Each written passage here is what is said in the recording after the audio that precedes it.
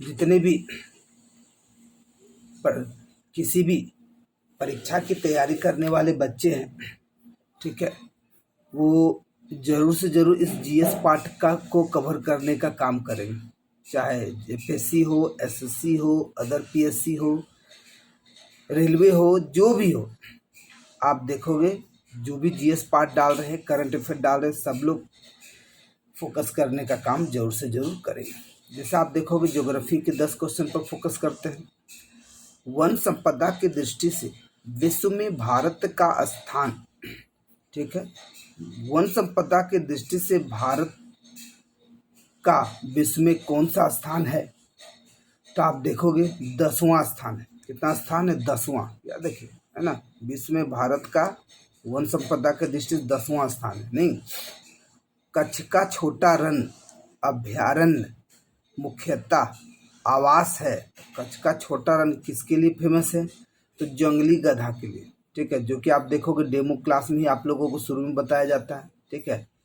और आप देखोगे कि जैसे एक सींग वाला गेंडा है, ठीक है, ये आप देखो कहाँ काजीरंगा राष्ट्रीय उद्यान में देखने को मिलती है, ठीक है, ये चीज है। अच्छा, उसके बाद नेक्स्ट देखते हैं, निम्न में से कौन सा, तो याद रखोगे कच्छ का छोटा रण जो है जंगली गधा, वन संपदा की दृष्टि से भारत का स्थान 10वां, निम्न में से कौन सा जलप्रपात कर्नाटक से संबंधित है? कर्नाटक से संबंधित है, तो मतलब कौन फॉल है जो कर्नाटक में है? तो देखो जो जान रहे पहले उसी पे फोकस कर। शिव समुद्रम है, जोग है, गोकक है, तो 1 2 3 है, तो 1 2 3 है। अब 1 2 3 यहाँ नहीं है, यहाँ 1 नहीं है, यहाँ 2 नहीं है, मतलब आप समझ सकते हैं, मतलब हो गया 1 2 3।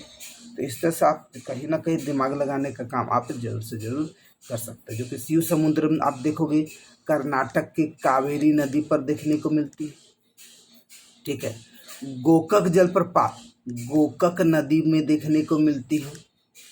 जोग, जिसको गोरसप्पा गोरसप्पा गरसप्पा भी कहते हैं, ये शरावती नदी के पास देखने को मिलते हैं। तो कभी कभी नदी से वो जोड़ देगा, तो जोग हो गया शरावती, शिव समुद्रम हो गया कावेरी, ठीक है। और गोकक तो नाम से ही है, भूलोगे नहीं। किस मिट्टियों में फास्फोरस की कमी होती है? किस मिट्टियों में फास्फोरस की कमी होती है, ठीक है।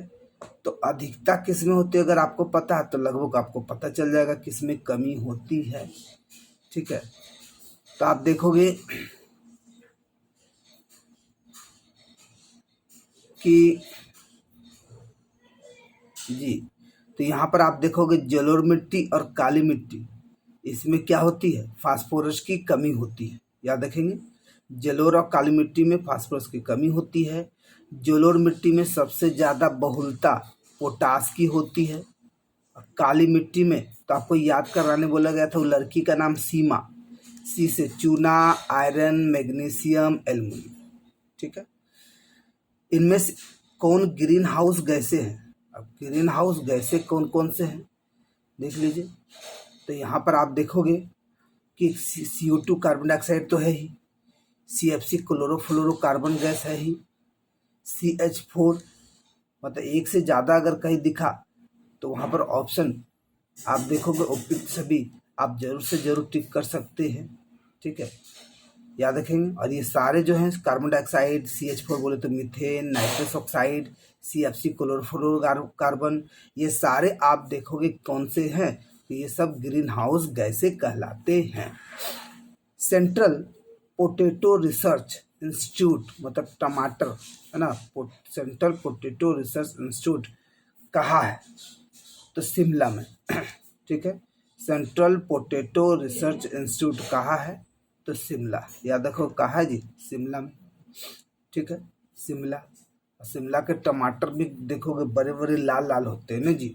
नहीं, महाराष्ट्र की काली मिट्टी, देखिए काली मिट्टी का मुख्यतः क्षेत्र है गुजरात, उसके अगल बगल क्षेत्रों में भी काली मिट्टी दिखती है, जैसे महाराष्ट्र। तो महाराष्ट्र के काली मिट्टी के क्षेत्र में कपास को गन्ने की फसल के साथ प्रतिस्पर्धा का सामना करना पड़ रहा है। इसका कारण क्या है? ठीक है, इसका कारण सिंचाई सुविधा को प्रसार के कारण यह क्षेत्र गन्ने की कृषि के अनुकूल हैं। ठीक है, याद रखेंगे। अच्छा, अनुकूल है इसलिए दोनों में प्रतिस्पर्धा है। हिमालय की श्रेणी में कौन सा प्राचीनतम है? तो कौन सा प्राचीनतम है? हिमालय का श्रेणी की अगर बात किया जाए तो प्राचीनतम कौन हो जाएगा? तो जो सबसे पहले बना, तो सबसे पहले कौन बना? बृहद हिमालय श्रेणी। ठीक है, जो कि आप लोग बताया जाता बृहद है, मध्य हिमालय है, निम्न हिमालय है। ठीक है, मासिन राम जो सर्वाधिक वर्षा वाला क्षेत्र किस राज्य में अवस्थित है? तो मौसम मासिन राम, मौसम मेघालय। अंडमान निकोबार द्वीप समूह में द्वीपों की संख्या कितनी है? अंडमान निकोबार द्वीप समूह में द्वीपों की संख्या कितनी है? द्वीपों की संख्या कितनी है? ठीक है, तो देखोगे, ठीक है, ऐसे आप देखोगे कि टोटल तो 247 बताए जाते हैं, याद रखिए, है ना। अंडमान निकोबार और लक्षद्वीप में 247 नहीं, जो कि लक्षद्वीप में 36।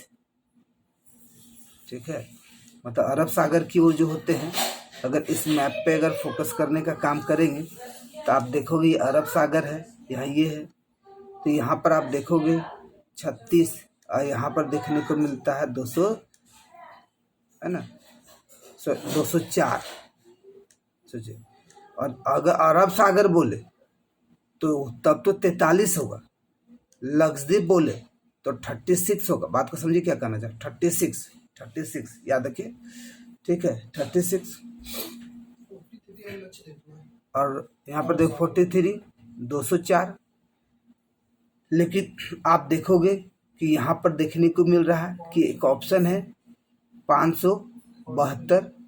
ठीक है, तो याद रखेंगे अंडमान निकोबार द्वीप समूह बंगाल की खाड़ी में स्थित है, जिनमें द्वीपों की कुल संख्या 572 है तथा ये क्षेत्रफल की दृष्टि से सबसे बड़ा केंद्र शासित प्रदेश है।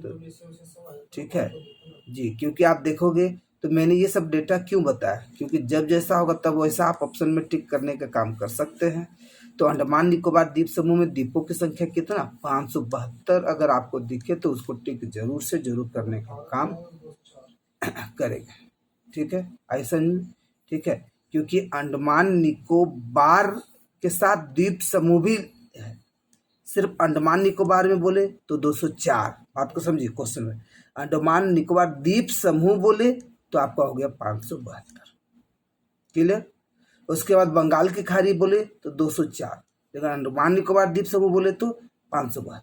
ठीक है, कंफ्यूजन को भी दूर कीजिए, क्योंकि द्वीप समूह बोलकर क्या हो गया कि इसके अगल बगल जितने भी क्षेत्र हैं सबको अंडमान निकोबार द्वीप समूह, भले वो भारत के क्षेत्र के अंतर्गत हो या नहीं हो, उनको भी अंडमान निकोबार द्वीप समूह के अंतर्गत नाम दे दिए गए हैं, रख दिए गए हैं। ठीक है, नेक्स्ट